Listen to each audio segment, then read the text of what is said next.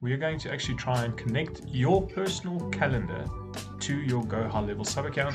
Because if you are running as a staff member under a specific sub account, whether that's a new media buyer under our team, or if you're a client that is under our Go High Level and you have a sub account of your own, if you want to connect your calendar, whether you're using Google or whatever else you might be using, I'm going to take you through an integration process of how to link it, so that if you get calendar appointments through Go High Level, how does it show up inside your calendar so you will be notified when the time is due for the meeting.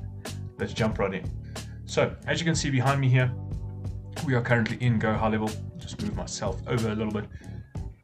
All you need to do is either you can go to calendars over here, or you can go down to settings. Okay, I'm going to go down to settings. The first thing I'm going to look for is calendars under my setting.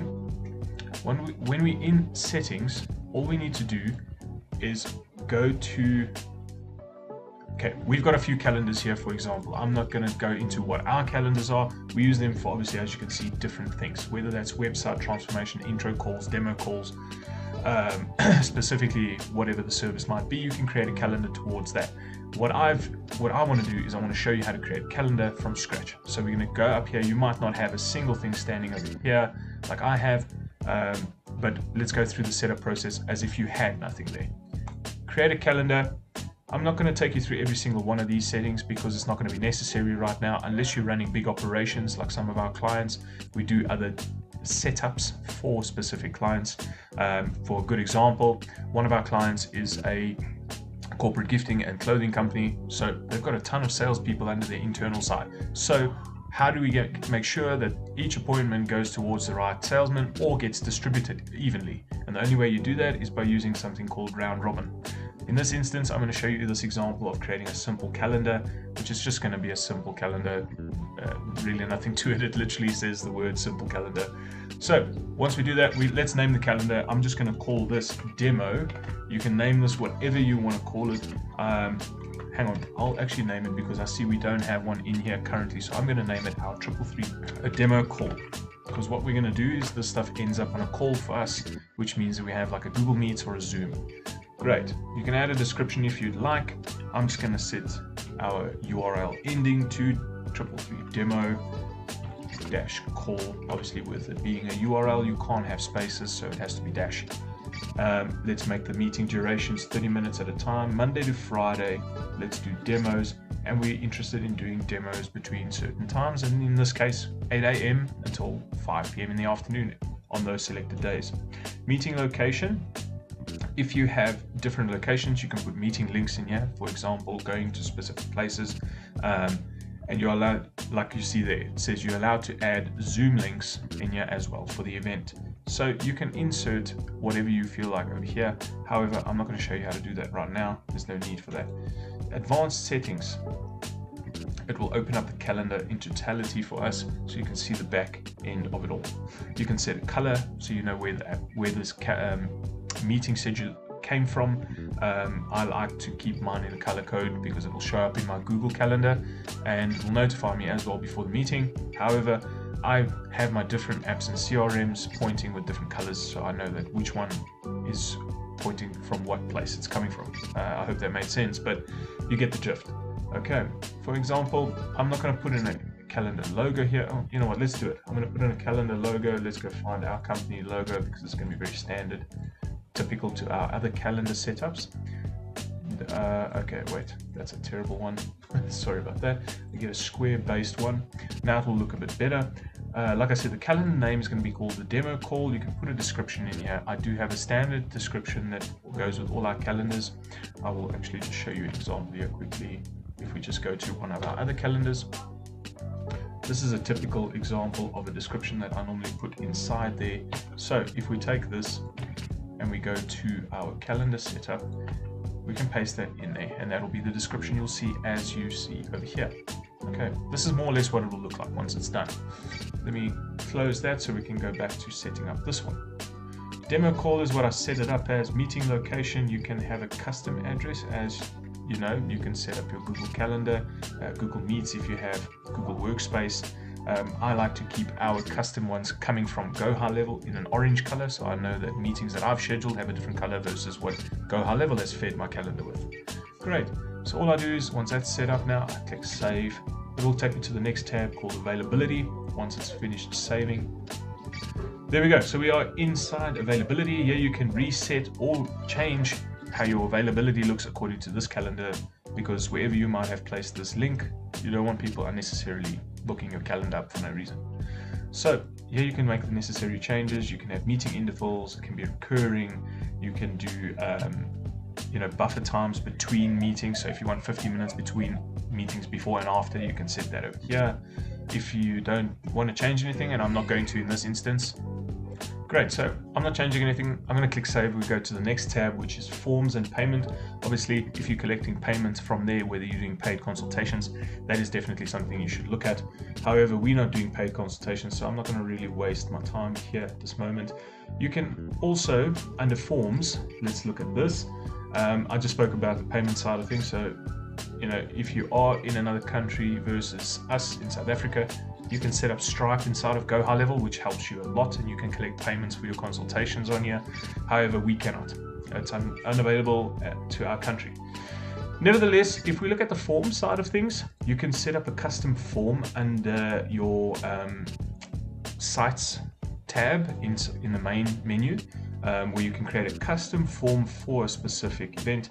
I haven't created it now, so let's go and create this form. I'll show you how to do that quickly. Great, so we're in the main dashboard. I just went down to Sites. That's very simple. All you need to now do is go to your forms.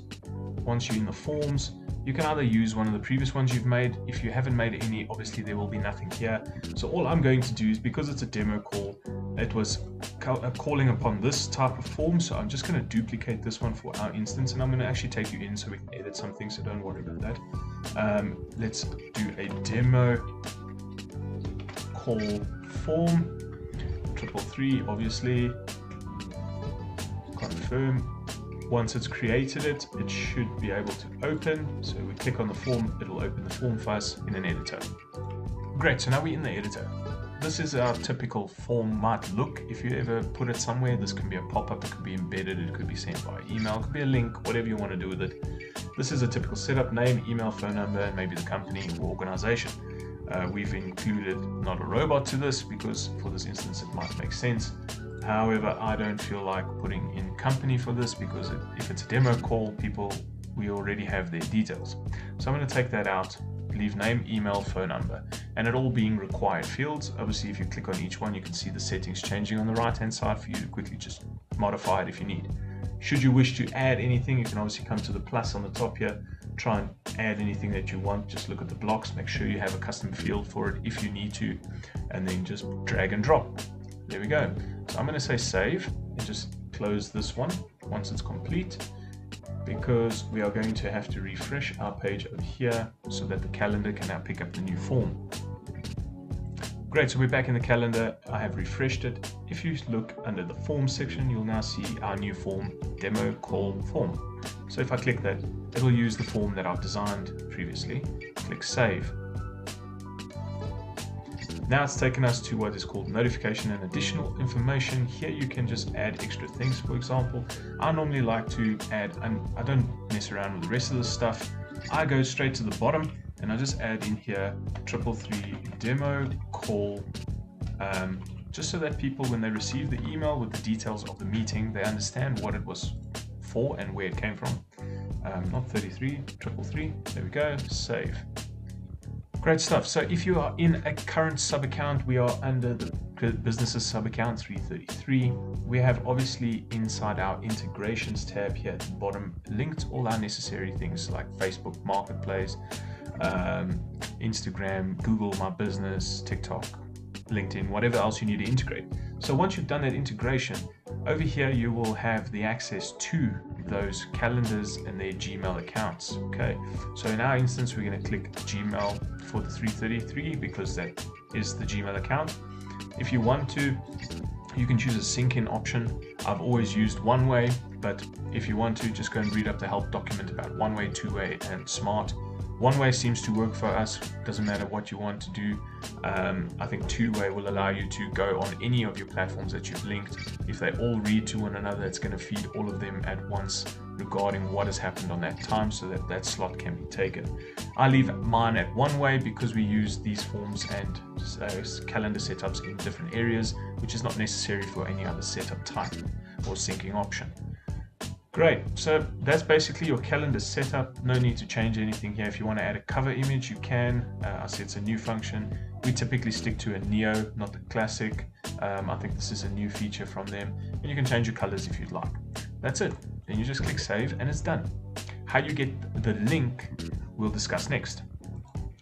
So once it is saved, move myself over again.